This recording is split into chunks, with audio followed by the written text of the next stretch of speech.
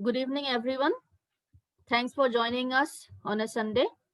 How the session would run is that first, let me communicate the information that I want to give. There is a set list of information that I want to give today. So, let me first get done with that and then we'll take questions. Right. So, while I'm speaking, please do not type your questions in the chat window. I may not be able to answer them. But there is definitely going to be a Q&A session at the end. So hold on to your questions and you can type those out, at the end of the session. All right. First of all, I hope everybody knows that SOP stands for Statement of Purpose. So this is a mandatory part of any university that abroad that you plan to apply to. It can be a university in the US or Canada or Germany, Australia, in New Zealand, any MS program, any PhD program that you plan to apply to. The SOP is going to be an important admissions criteria. I noticed that some of you are not Jamboree students. So very quickly, a little bit about Jamboree for those students. So we have been in this business since 1993. We have been training students for exams such as GMAT, GRE, SAT, TOEFL, and IELTS.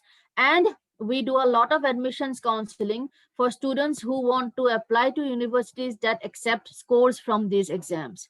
So we are kind of like specialists. We don't do CAT or GATE or CLAT or any of those exams. We teach only this fixed number of exams that are required primarily abroad, and then we do application assistance for the colleges that accept these scores.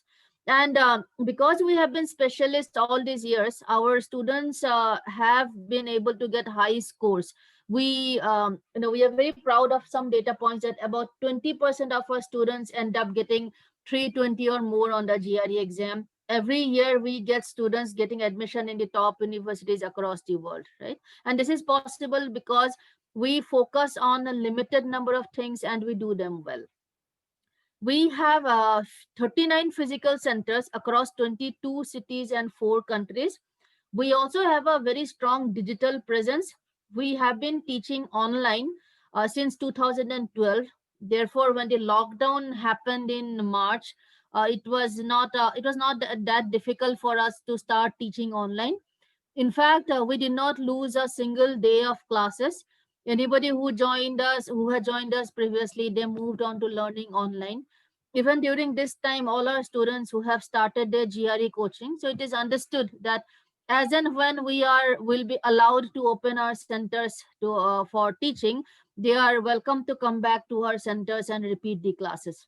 So those of you, if you are thinking of starting your GRE classes, you have this option, that you learn online now, and as soon as the centers are open, as soon as the government gives us permission to conduct classes in our premises, you are welcome to come to our centers and re-attend the classes in the centers if required, right? So that is how we are different from the purely online companies. Also, there are a lot of companies who teach purely online. That means you learn only online. There is no option of you visiting a center or speaking to a faculty face to face, but in our case we do have that flexibility as well. So if anyone just wants a demo GRE class, or a free profile evaluation session, you can leave your number in the chat. Your chat, only I am able to see your chat, so you don't have to worry about your numbers getting out. So then the Jamboree students, the students who are already in our GRE classes, if you guys also want a profile evaluation session, you can leave your number in the chat. You don't have to write your name, just leaving your number is enough. By the way, in a profile evaluation session, it's very important to have a profile evaluation session along with your GRE preparation. It should not happen that after you take the GRE exam, after you have a score, then you realize that there is a gap in your profile, right? In a lot of cases, we encounter this every year, that a student comes to us with a good enough GRE score, but when we start probing, we find out that the student had backlogs, or the student doesn't have any research experience, etc. then it becomes difficult for us to work with the student to help him, get admission in a good college. We need time for that. So it's extremely important for you to work on your profile, to get a profile evaluation done side by side with your GRE preparation, so that what are the gaps in your profile and what you can do, to fill those gaps. Also, in case you have a dream university in mind, or a bunch of universities that you want to go to, then it helps to know that for your current profile, what kind of GRE score you should be targeting, right? Again, it should not happen that you take the GRE exam, you get a score, and then you realize that it's not enough, right? So it's important to do this homework alongside your GRE preparation, or even before you start your GRE preparation. So again, the Jamboree students, if you haven't had your profile evaluation session yet, you can leave your number. Our team would get in touch with you. Those of you who are not Jamboree students, you can either leave your number for a demo session, GRE demo session, or you can leave your number for a profile evaluation session. All right. Okay, so I see a lot of you typing, so I'll just pause for about 30 seconds here to let you complete your typing.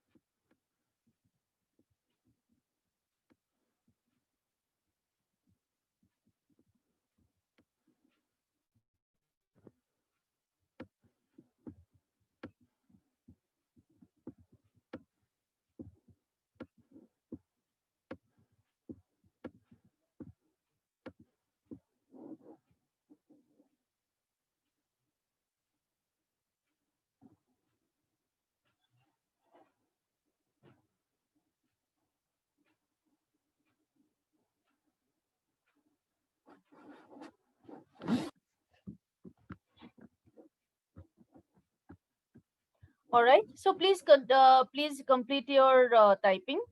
So by the way, just if you want a demo GMAT class also, so that is also possible, either GRE or GMAT, right? Okay. So I will continue, but you guys can complete your typing, right?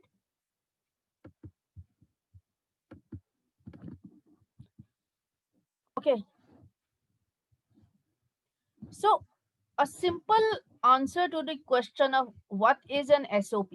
An SOP, of course, stands for statement of purpose, but I don't mean the full form.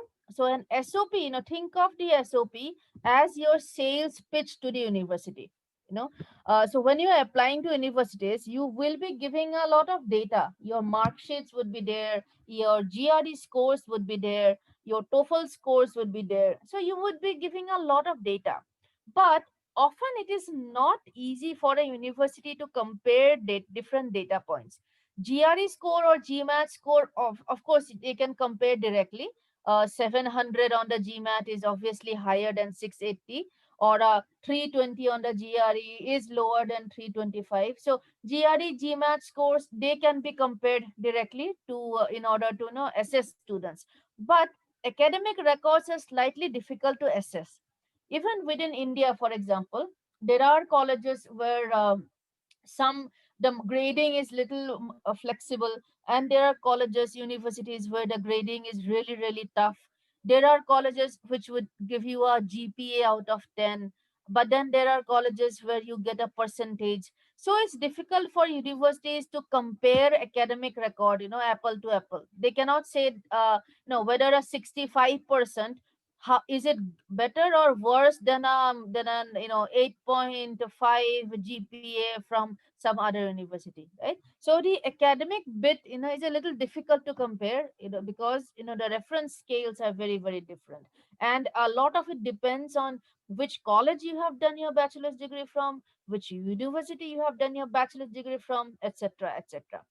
Therefore, they want you to write this document where they're literally asking you that, just let us know what's the best thing about us. Why do you want to pursue your this master's degree, etc. Right? So think of this statement of purpose as your sales pitch to the university. Right? That means you are asking the university to give you an admission. You are asking for, it's like going for a job interview. When you pitch yourself to the company, you pitch yourself to the interviewer, you talk about the best possible things about you, right? And you try to convince the person, convince your interviewer to hire you. Similarly, in the your SOP has to have that positive note, right? You have to write good things about yourself. So what it means is that, no, don't use the statement of purpose to explain negative things in your profile. If you have backlogs, then don't talk about it in the SOP. If you have a gap year, maybe or maybe to do your 4-year bachelor's degree, you have taken like 5 years or 6 years because you failed or something, etc., etc., right? So don't that's not what you write in the statement of purpose or personal statement, whatever you call it, right? So the statement of purpose should be used to highlight your accomplishments, should be used to highlight the good things in your profile. So keep that in mind. Once in a while, I get statements of purpose where the student uses a one whole paragraph to explain his bad academic grades, or why he has so many backlogs, or the fact that he was unwell and could not take the exam. So don't write about those in the statement of purpose. Every university has an online application form, and there you have space to write about additional things. So there also, if there is some really important thing or reason to give to explain your poor grades, only then talk about it. Otherwise, no point in drawing the admissions committee's attention to the weak things in your profile. So be very careful about it. The statement of purpose is your sales pitch to the university. Therefore, it has to be strongly worded, it has to be confident, and it should not have anything negative about you, right? Is that clear? Everybody clear? Okay. You guys, you do have to respond. Am I audible? Can you hear me? All right. Okay, good. Moving on. Now, what is a good SOP? So it's a very subjective question. Good, by definition, is subjective. What is good for me need not be good for you. But when we say what is a good SOP, we just mean that is considered to be a good SOP by University Admissions Committee. Now, University Admission Committee members are given a checklist kind of thing, for them to assess whether a statement of purpose meets the requirements or not. So when we talk about a good SOP or bad SOP, we are talking purely in terms of what the admissions committee expects, not in terms of, whether I like it or not, or whether your friend likes it or not. We are not talking about that. The good or bad is only and only with respect to the university admissions committee and the instructions that they have to assess statements of purpose. So an SOP should tell a story. Content and flow are more important than the language. Now, this bit is where a lot of students they confuse. They think that they have to use, a lot of good language. So very often I get statements of purpose where students use their entire whatever they have learned for the GRE vocabulary, they put those words. Therefore, the SOP sounds very clunky, no flow at all, not at all smooth, right? So don't worry about the language, right? I mean, you don't have to use big words. Remember, the majority of the international students across the world are Indians and Chinese. Indians are still better at English, but Chinese, they are not at all good. Therefore, you have to understand that the language of the SOP, how good your English is, that's not going to decide whether you get the admission or not. What decides is, the content, and the flow. Are you making sense? Are you able to tick the check boxes, that the admissions committee expects the SOP to check, right? So don't like put your GRE vocabulary list into use while while writing your SOP. Of course, there must be no spelling or grammatical mistakes. Now my advice is that, if you feel, it's totally subjective, if you feel that your written English is not good, then write shorter sentences. When you write shorter sentences, then there is lesser need for complex structures, lesser need for punctuation marks, etc. Okay, so your chances of making mistakes will go down. So if you feel that your written English is not very good, then do stick to shorter sentences, purely with the intention of avoiding grammatical mistakes, right? And no spelling mistake. Now this is very easy to achieve. Write using MS Word, have the spell check on, and you will not make spelling mistakes.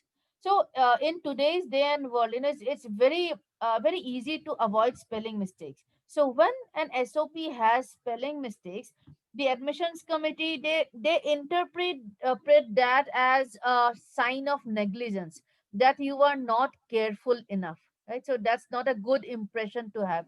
So spelling mistakes are a strict no. Have any of you ever used Grammarly.com? Just let me type it out in the chat window. Grammarly.com is a like spell check kind of software. You get extensions for MS Office softwares. You get extensions for Chrome also. So do use Grammarly.com, and get the Chrome extension also, so that when you finally start writing your online applications, it will auto check whether you are making any spelling or grammatical mistakes or not. So do take the help of technology. Nobody is expected to know everything. So do use Grammarly.com.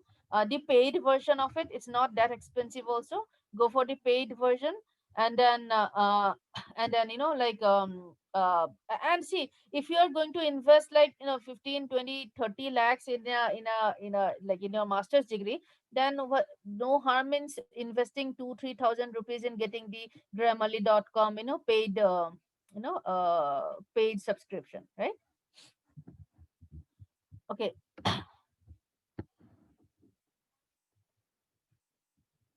So when you are now, the thing with American spellings versus British spellings, stick to one. If you are using American spellings, then use only American spellings. If you are using British spellings, then use only British spellings. My recommendation is that when you are I mean, American English is accepted everywhere almost, so stick to American spellings, and no problem with that.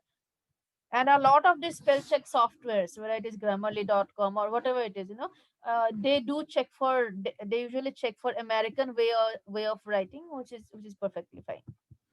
Okay. Your standard guidelines, that your SOP should be about 700 words unless otherwise specified. What that means is that there are a lot of universities, when you start applying, they would give you a word limit. They would say 500 word, they would say 1000 word. So then you have to modify accordingly. Till you have finalized the universities that you want to apply to, have a 700 word SOP ready. Have a 700 word SOP ready, and then when you apply to specific universities, modify this to meet the word limit requirement, if that university has any word limit requirement. And SOP should neither be too long nor too short, right? Just so 700 to 800 seems to be the sweet spot. So a well-written SOP plays a major role in getting admissions as well as scholarships. Okay, so will in the next segments I'll talk about how you're writing a good SOP, and what putting some information in your SOP can help your chances, can increase your chances of getting scholarships, right? So put a lot of time and energy into your SOP. Don't think that you can write an SOP in 2 3 days. That's a very bad idea. Even before you have finalized any university, have a 700 word SOP ready. Okay, so an SOP is going to be your story, so it's not that it's going to change for every university. So do have the 700-word SOP ready, so that when you start applying, even if you are in a hurry, you can spend half a day and do the necessary modifications. Don't leave the SOP writing part till the end. That's a very bad idea. If you do it in a hurry, you may not be able to do a, you may not be able to do a good job of it. Now, a good SOP or the university admissions committee, they expect to get the answers to these questions from your SOP, right? It's not in a question answer format, but after reading your SOP, the admissions committee, they expect to get answers to these questions. First is, what do you want to pursue?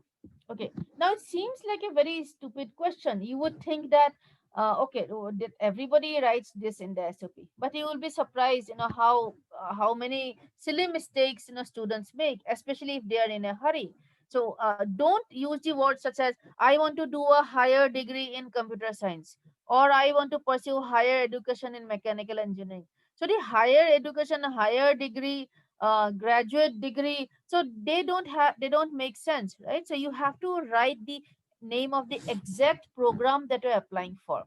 Sometimes a very like common degree, can have different names in different universities, right? So in one university, your program maybe like, masters MS computer science. In some university, it can be masters in computer science. In some other university, the name can be, the electrical and computer science. So check out the website of the university. So if you are applying to 6 universities, so check specifically for each of those universities, what's the exact name of the program that you are applying for.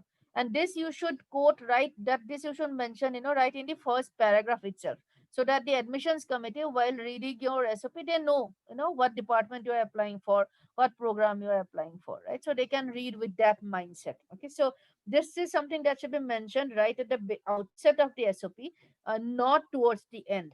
Okay.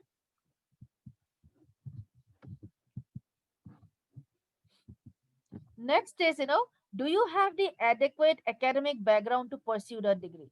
Let's say you want to apply for masters in environmental sciences, for example, or masters in environmental engineering. So now you have to, so that you state in the first paragraph itself. Now for the, like, about next 70% of the SOP, now you should now convince the admissions committee that you have the adequate background to pursue that degree. Now, what do you mean by adequate academic background? How do you prove this? What information or what data points should you use?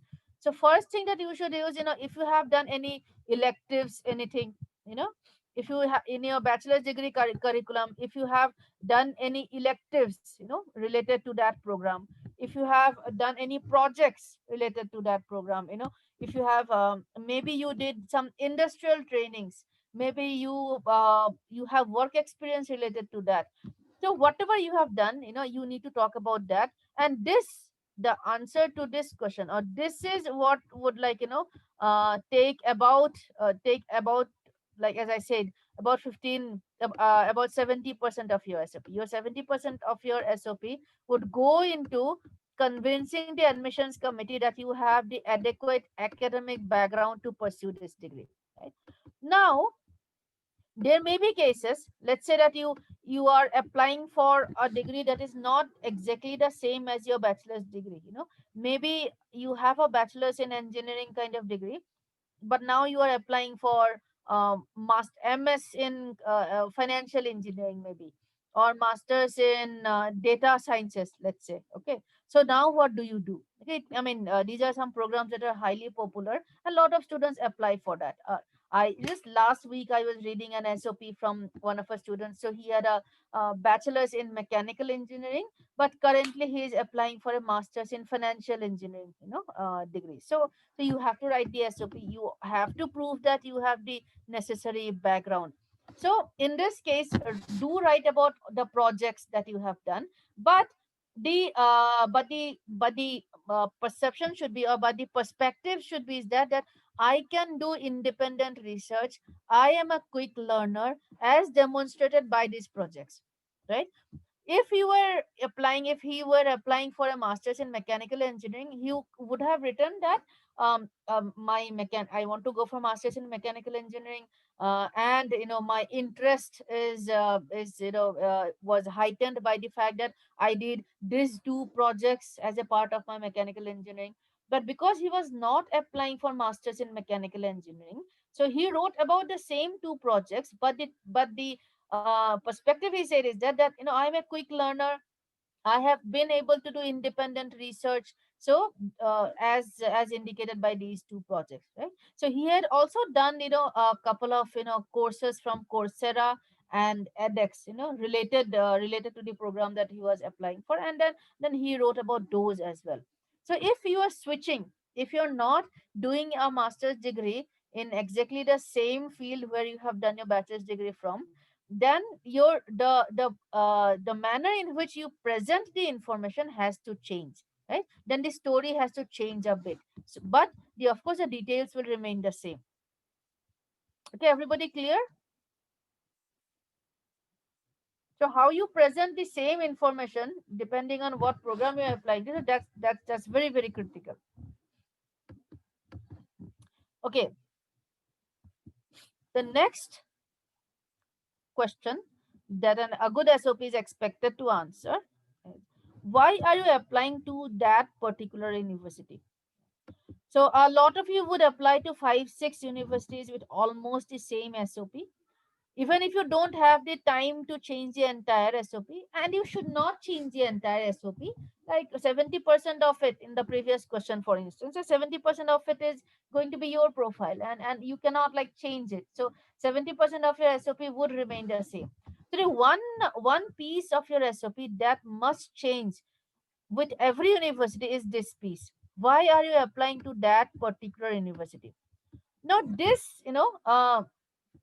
need not be a huge paragraph, but it should definitely be a paragraph with at least 3 4 lines, and that information has to be extremely specific to that university. So stay away from subjective sentences, such as, um, I'm applying to this university because of its world renowned faculty, or because of the state of the art infrastructure. So those are cliches. You can put any university's name and the sentence would remain the same. So the admissions committee, they are bright enough to see through that trick, right? So don't use generic sentences. Do research on the university and give some specific points, right? So how to do research, what how to now customize that information. So there are a lot of ways you can do that. You can go to the university website, name some courses that you want to take as a part of your master's degree. Name a couple of faculty, 2 3 faculty with whom you want to work, right? So you can go to the department website, go to the research section of that website, find out a couple of faculty who are doing the research in the same field as your, maybe your final year degree project or something, and say that you want to work under those professors, or you want to work in the research groups of those professors, right? So that will definitely then what will happen is that if they like your application profile, they may forward your application to those faculty to be considered for scholarships, right? So your chances of getting scholarships increase if you do this. There's some other ways of customizing the information as well. Now there's a lot of universities, if you go to the university website, the admissions part, so they conduct webinars, etc., admissions related webinars. Attend a couple of them, and then include that I attended this webinar on this date, conducted by Mr. or Dr. ABC, and I got to know whatever, couple of points. So it would show to the university that that you have done your research about that university. If you know any alumni from that university, then you can say that my interactions with Mr. blah blah and alumnus of your university, further convince me to apply to your university. So those are some ways in which you can customize the university, customize the information for every university. So it would require a little bit of effort, but do put in that effort. This one paragraph, it can be just 3 or 4 lines long, but it has to be customized to that university. Do not stay away from generic statements like these ones. They just put your SOP, they put you in a very bad light, so that's not a good idea at all. Okay, so Ankit, is this clear?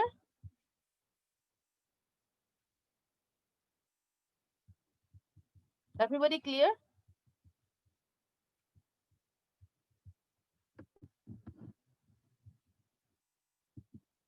Okay, now this is the last thing. So in most of the SOPs that I get, that students, they are fairly okay. I mean, they address the 3 questions, to some extent they do that. The university, why they are applying to that university, also they reply, they talk about, even if it is very generic, but still they touch upon that question. Now this next question is something that a lot of SOPs miss out on, and answering this question properly, appropriately, makes a difference between a good SOP and a great SOP. And the question is, why should the university admit you? Okay, there may be lots of people like you, who have probably the same kind of academic profile, same kind of GRE score, same kind of work they may have done. So why should the university take you? Why should the university give preference to you, right? Now this portion, usually I recommend that this should come in the end, towards the end, the last paragraph maybe. And this is where you talk about yourself, your strengths, your career goals, if there is anything exceptional about you. If And this part is going to be different for every student. This is not There's no standard template for you. So think about what is the most interesting thing or most significant thing about your profile, and write about that. If you have really great extracurricular activities, you can write about that. If you have, like, maybe you play like 5 6 musical instruments, you are into dance, then write about that you are a multitasker, and that you have a creative bent of mind, which when combined with your scientific curiosity, helps you come up with innovative solutions to problems. Something like that. So of course you have to connect it to the field, or to the program that you're applying for. But this is the part where you write about yourself, right? And as I said, there's no right or wrong answer to this. It just has to be such that the admissions committee member, after reading your SOP, towards the end of your SOP, the person should it should stick in his memory, right?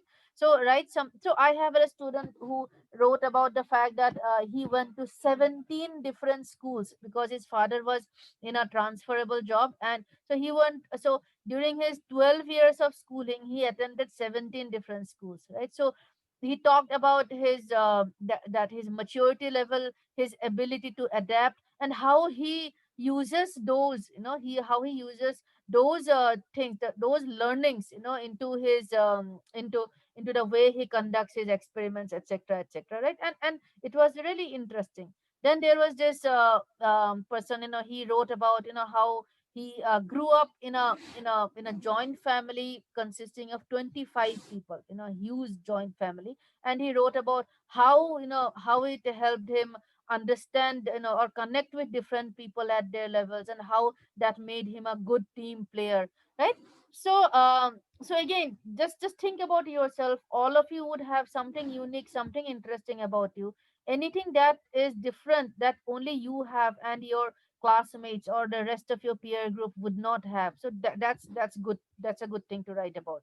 Okay, and now this paragraph can be just, this is the ending paragraph, this is the conclusion, last paragraph, right? So you have to reiterate the fact that you look forward to joining that university, etc., etc. So you have to reiterate that fact also. So maybe a 4 5 sentence, can be longer also, depending on how much content you have.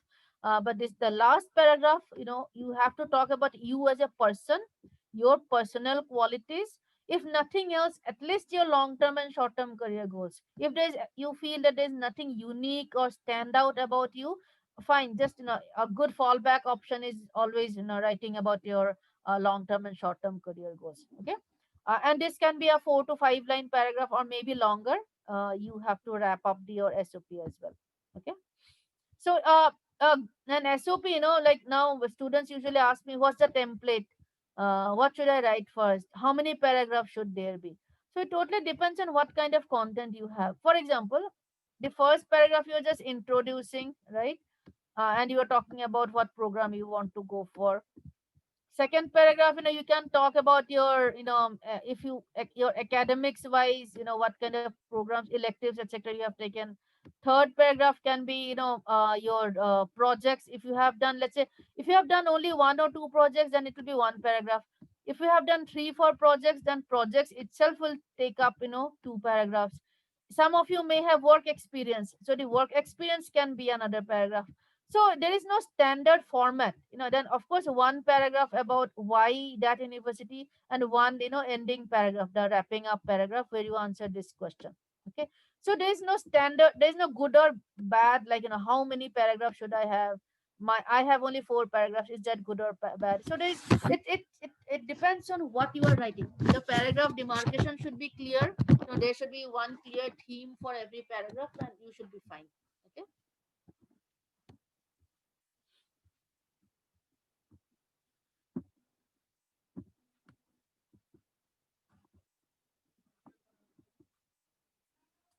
Okay, so that's all I wanted to communicate.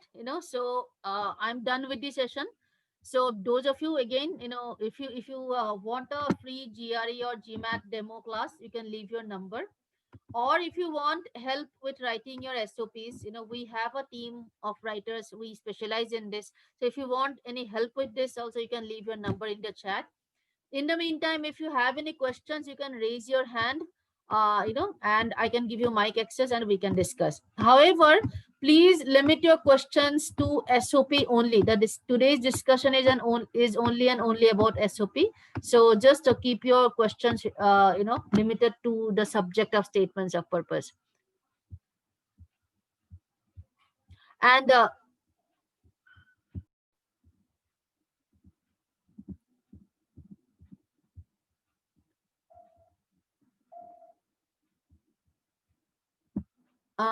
Taiba, what's your question? Yeah, ma'am. You touched this topic of getting scholarship, and you told add few faculty name in SOP. Could you be elaborate on how I could get a better scholarship? How could I write?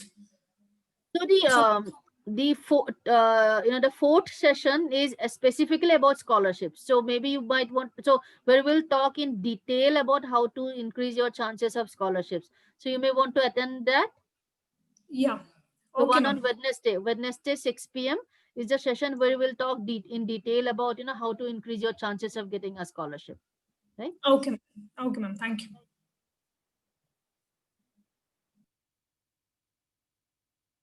Yes, Nandini, what's your question? My question is that I know you said Jamboree offers us services regarding doing consulting, SOP, university.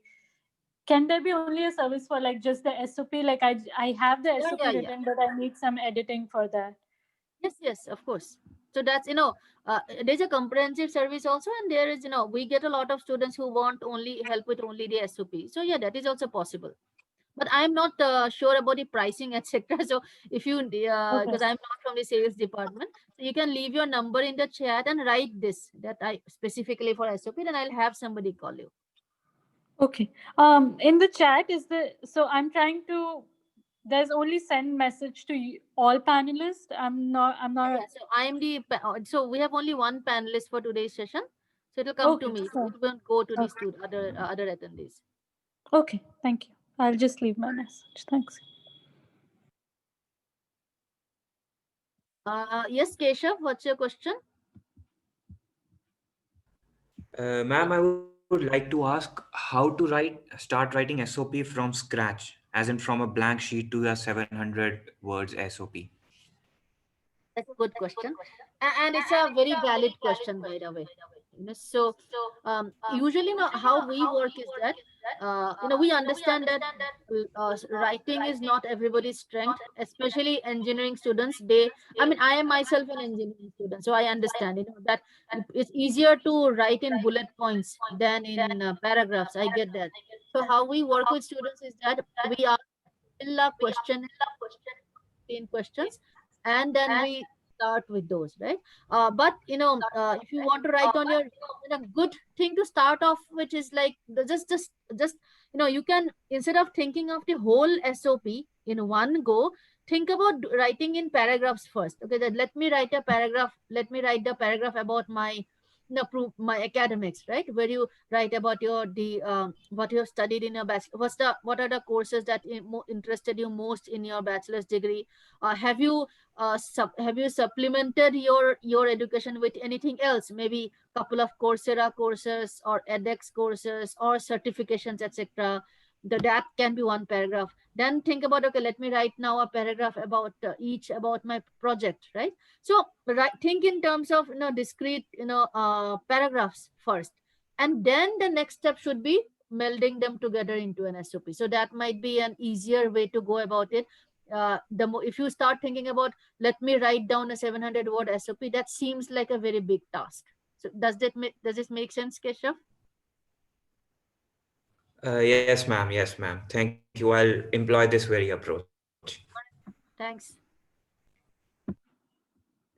Rahul Verma, what's your question?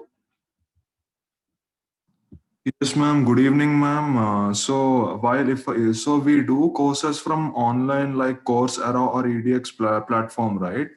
Yeah. Only one faculty also will be assigned for each course. So is it okay if I mention the name of the faculty from courses which we do as well in the SOP? Only if you have taken, let me give you an example. Let's say you are applying to University of Michigan, for example, and you have taken an online course or from Coursera or edX offered by University of Michigan. In that case, you write the name of the faculty. If you have taken courses from a lot of other colleges, other universities, then don't waste space with that.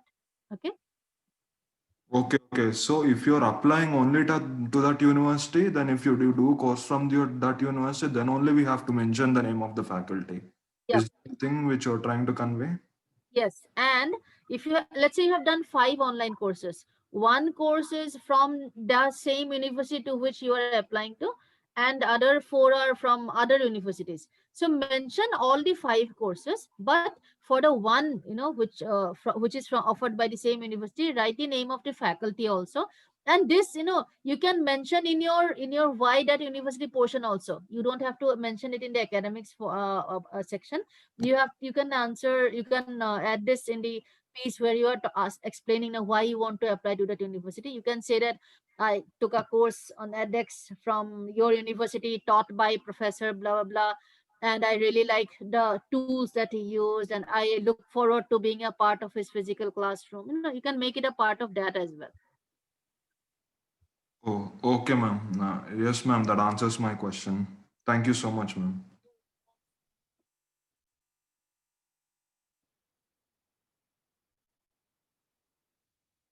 Sidraj, what's your question? Yes, ma'am. Yes, ma'am. Ma'am, actually, my question is same. Someone has asked, ma'am. Means how to start to write a SOP, ma'am. Is there any like format? Is there any, ma'am? uh, I would strongly, first of all, discourage people from downloading formats from the internet.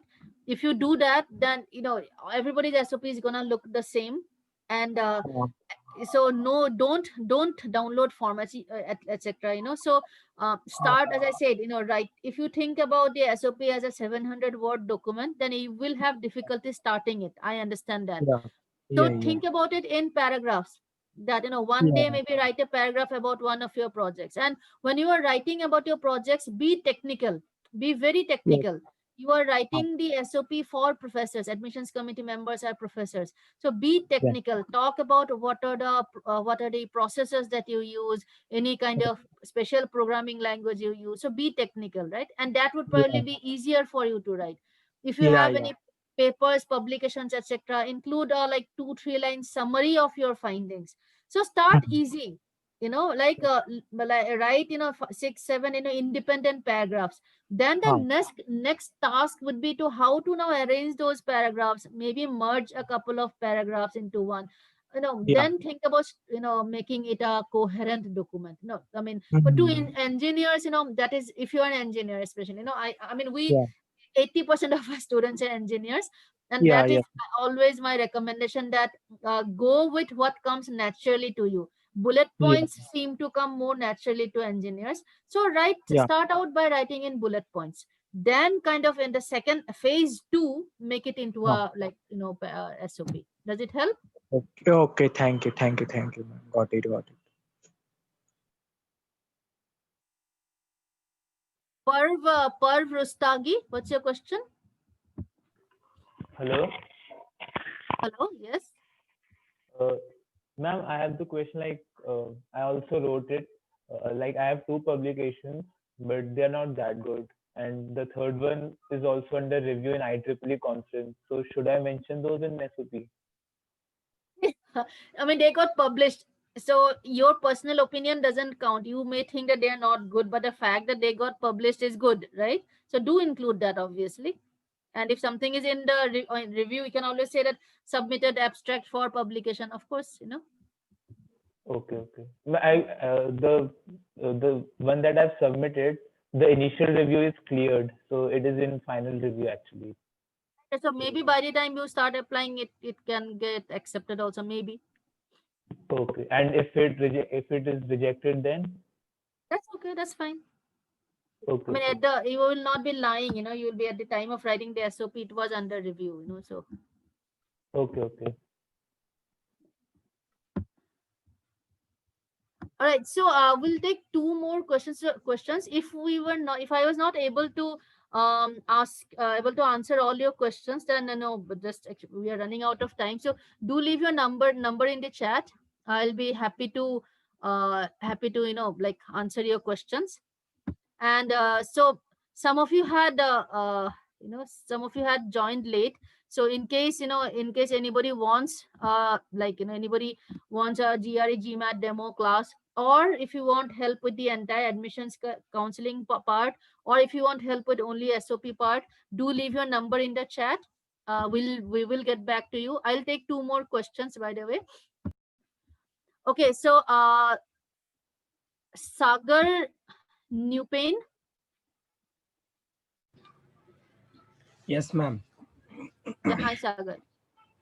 Ma'am, actually, I want to ask. I have a work experience, but in a different field. I have done mechanical engineering, and I have done job in actually news channel in technical section, but in news channel. So, should I include that in my SOP or not? Or What are you applying for now? Masters in what? mechanical? Okay. So do actually it's a very good thing. It will add to the diversity factor of your profile. Okay. I bet if there'll be anybody, there'll be very few people with similar kind of work experience. So do write about it.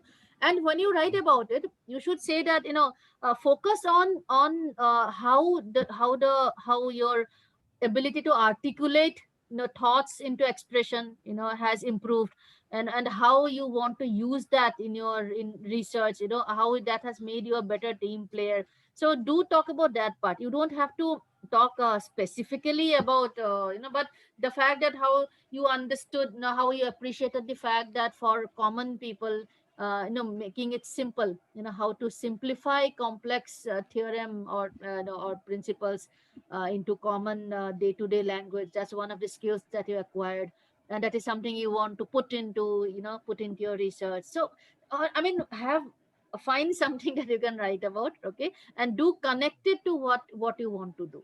But yeah, your Okay, ma'am. actually work experience is very unique, and it will definitely help your profile. Okay, ma'am. Thank you, ma'am. All right, all the best. Thank you, ma'am. So last question of the day, Devashri Kulkarni. Ma'am, I'm doing BSc in chemistry, and I want to pursue MSc in chemistry abroad. So, how can I select my university?